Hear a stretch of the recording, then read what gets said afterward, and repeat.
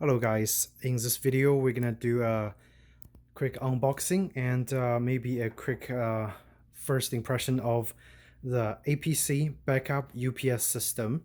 And this is the performance series, model number BR1350MS. It's a 1350 VA rated, or translates to watts, 810 watts rated backup UPS.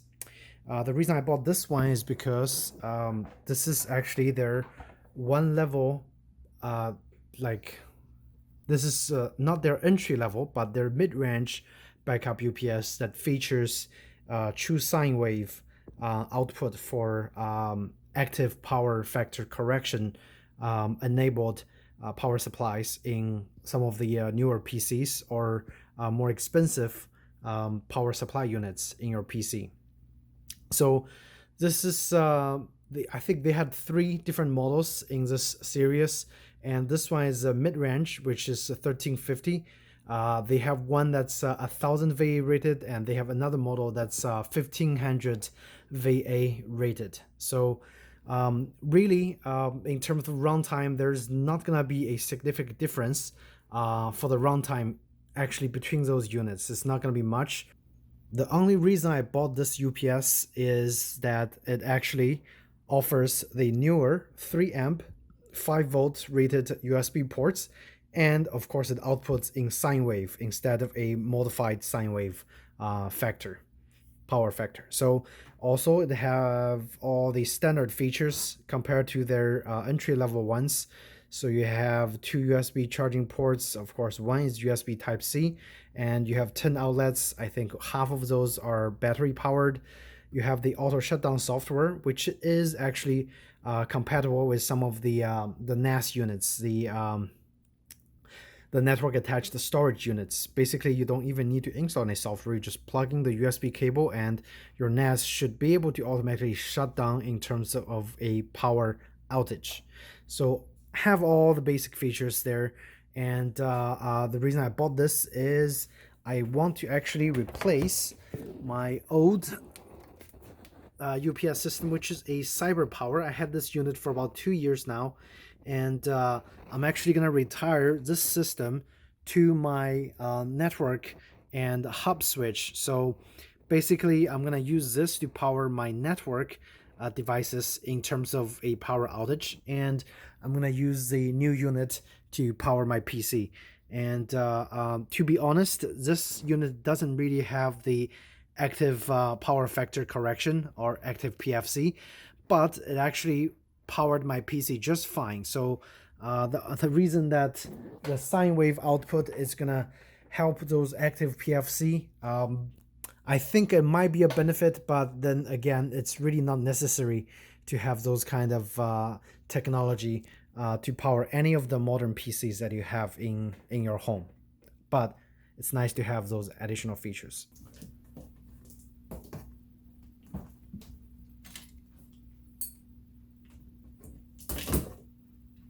So I think I bought this for about $170 on Amazon, and which arrived to me in about 3 days, which is pretty quick. And I'll post a link below if you guys are looking for a true sine wave output power supply unit. And opening up the box, your eco-friendly packaging, and the UPS is packed right over here. So there are some it looks like actually they give you a TV cable, they give you a USB cable which looks pretty long, and a network cable. So let's take a look at those in a little bit.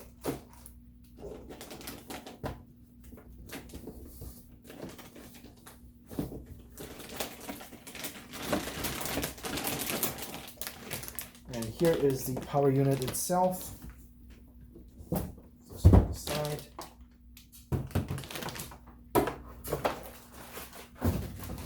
Pretty heavy, because majority of it is the actual battery inside. And this is what the unit looks like. The reason I chose this APC UPS system, the sine wave UPS, compared to the very similarly priced cyber power is because the APC actually features a 3 amp rated USB ports right over here. The cyber power features only 1 amp rated ports. The 2 ports on the cyber power is 1 amp rated. This one is 3 amp total. So that is the reason I actually chose the APC. I'm pretty sure both units is gonna do the protection just as well in terms of the sine wave output, automatic voltage regulation, all those kind of fancy stuff. They should all do the fine job. But the reason I chose the APC myself is for the slightly higher output rated USB ports in the front. All right, so looking side by side, I definitely think the APC looks a lot better and a lot more modern looking compared to the cyber power unit that I had before, which is actually similarly rated, 1350 VA rated power supply unit.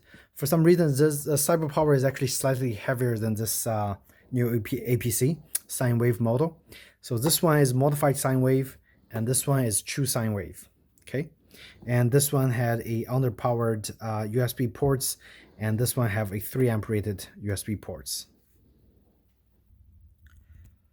Okay, I just plugged it in, so I'm gonna turn on the power and then take a look at and see what it looks like. The LCD panel, very nice, very big letters, nice bold letters, and very easy to read out. Right over here. So default, it gives you a estimated minutes left, and then once it finishes booting, it says online. It gives you the voltage output voltage rating.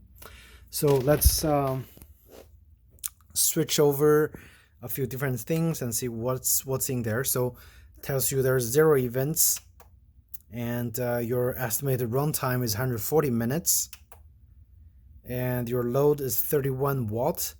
That's actually what the power of that light. So I had that light on, so it gives you that estimate, and or maybe it's different things, maybe, or it could be my monitor that's in standby. Sorry, yeah, because the light is actually not connected to the power, the battery power. Light is only connected to the surge only protection. So should be excluded from this load rating. But we can quickly test by just unplug the light and see if it actually changes. Let's see. So I just unplugged the light and it still says 20. So that's probably my monitor in standby, which I'm surprised that uses that much battery. Monitor plus the motherboard, of course.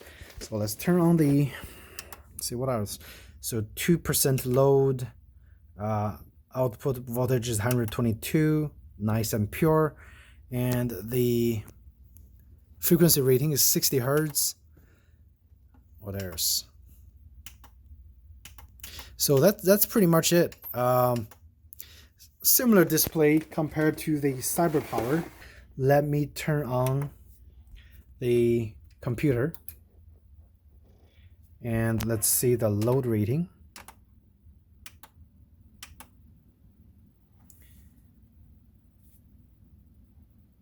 Now it tells me with the computer on and with the monitor on, my estimated runtime now is about 30 minutes.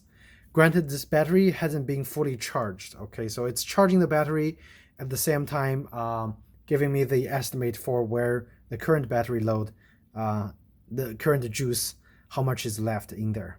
Okay, so let's see, what is my load? My load is at about 220. That's just general computing with the computer on right over there and the PC is turned on. So around 180.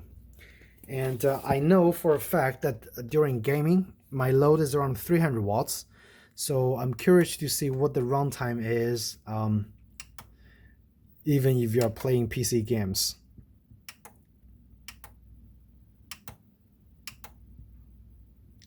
So estimated 24 minutes with about 200 watts load.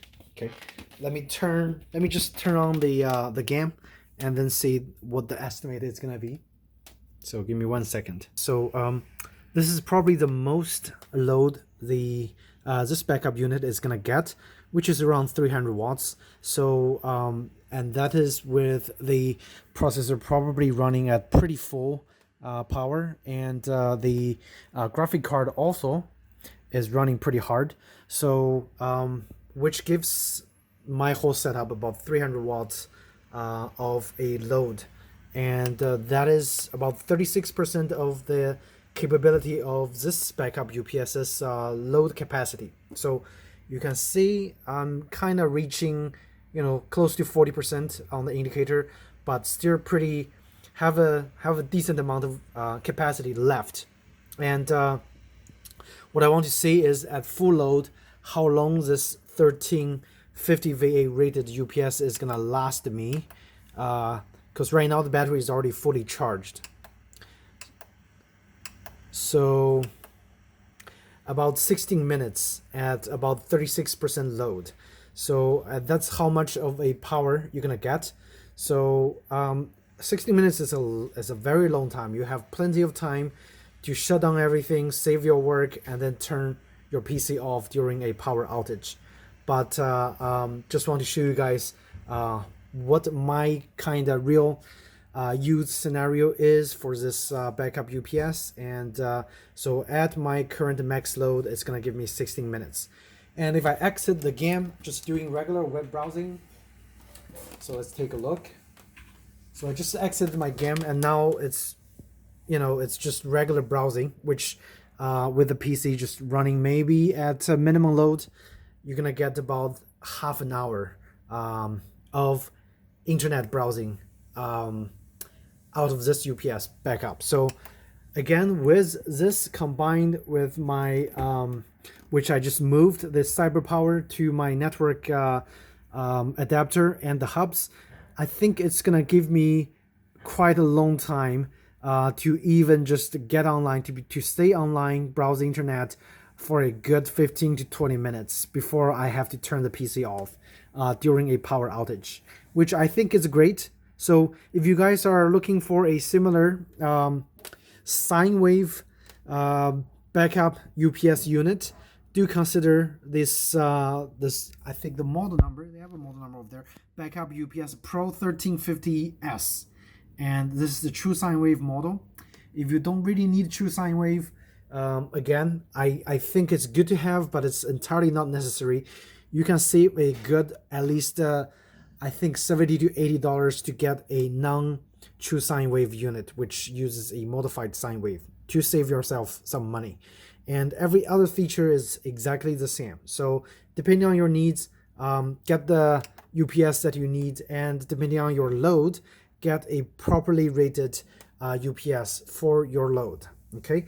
Any questions, suggestions, comments, feel free to leave in the discussion area down below. And if you think this video is helpful, please do hit the like button and subscribe to my channel. So hopefully I'll have more similar content coming out for you guys. Again, thank you so much for watching, and I'll see you in my next video. Take care.